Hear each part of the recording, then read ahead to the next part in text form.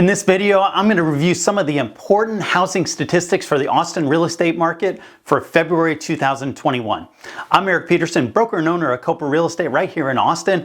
And if you want to see more information about the housing market for Austin and surrounding suburbs, just hit the subscribe button down below and give this video a thumbs up. Before I get into the stats, there are a couple of things I want to talk about. Because real estate prices have been appreciating so rapidly, when I talk with sellers, some of them will often make statements starting with, the market is so hot that XYZ. The market is so hot I can sell off market. The market is so hot, presentation doesn't matter. The market is so hot, the broker I hired doesn't matter. It's as if there's been some government executive order that says you can only sell your home for $600,000, no matter what you do. In reality, we're seeing sellers sell off market, telling me they sold for $50,000 above the comps, without realizing that similar homes are selling on the market for $150,000 over the comps. In reality, we're seeing sellers miss out on selling to the type of buyer who will pay the highest price by not doing any market preparation. Of course, you can sell your home in any condition, but there's a difference between selling for a low price and doing it the right way. In reality, I have a home selling for $130,000 over another home with the same floor plan in the same neighborhood, because my clients hired me and the other seller hired a real estate agent with limited experience. Now let's talk about the most recent Austin housing market statistics covering February 2021. Remember, real estate prices are based on supply and demand. The total number of sales was down 13.7% in February, but the pending sales are down 56.9%. When a home sells in February, that means the home was actually listed and went under contract in December or January. And the lower number of March pendings isn't due to lower demand, but simply because less homes were for sale. The months of inventory is down to about 2 weeks. That means if we continue selling at the same pace and no additional homes are listed, we'll run out of homes for sale in only 2 weeks. And that's an alarmingly low number. And because of those numbers, I expect sales price numbers when they are reported for March to be even higher than we're seeing in February. I also expect when homeowners who've been on the fence about selling see these prices being reported, it'll nudge them into putting their home on the market. And if you've been considering selling, contact us today to get a more thorough evaluation about your specific situation.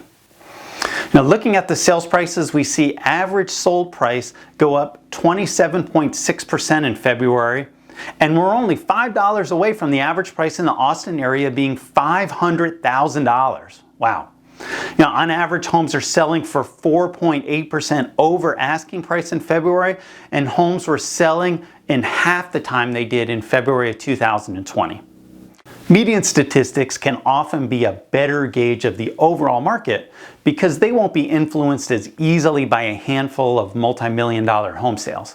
And so the median sold price was still up 23.8%, and the median days on market is only 5 days. So that means homes are selling almost as soon as they come on the market.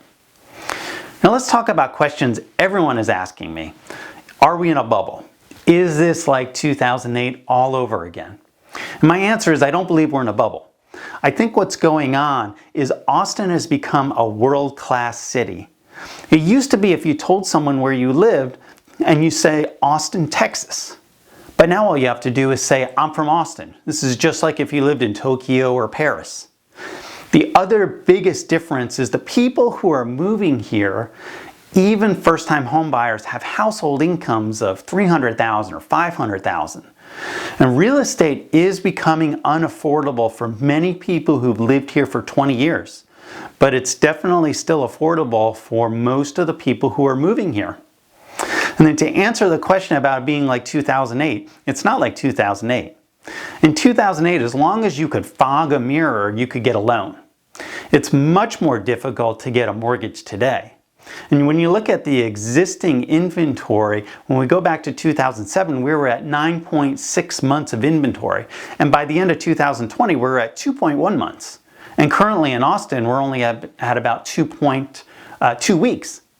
So in addition, the equity that people have in their homes today is so great that we'll see very few foreclosures and very few people who are desperate to sell. I'll be the first to tell you that we're not at 2008, but it is possible that we're at 2005, 2006. So no doubt that there could be a correction coming to the market, but none of the trends today point in that direction. Of course, what we do know about trends is they tend to continue until something stops, right? The market is great, the stock market's great, until everybody realizes something like pets.com is worthless, and then the market crashes. So it's entirely possible something like that could happen. It's just the market indicators right now don't point to any of that going on.